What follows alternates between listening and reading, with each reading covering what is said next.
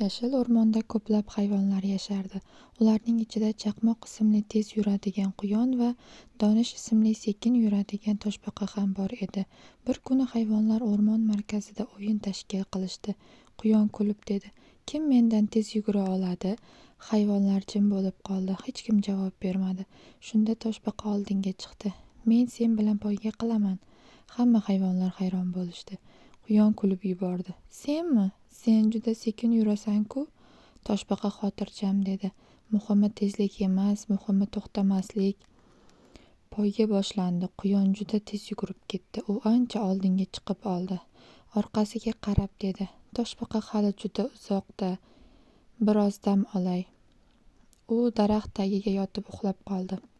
Toshbaqa esa asta-sekin yurishda davom etdi. U to'xtamadi. Vaqt o'tib u uxlab yotgan quyon yonidan ham o'tib ketdi. Nihoyat u marra chizig'iga birinchi bo'lib yetib keldi.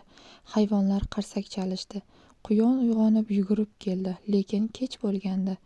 U boshini egib dedi: "Men xato qildim." Toshbaqa jilmayib dedi: "Har doim eslab qol, sekin bo'lsa ham to'xtamasdan yurish g'alaba keltiradi." Hayvonlar esa bu voqeadan katta saboq olishdi.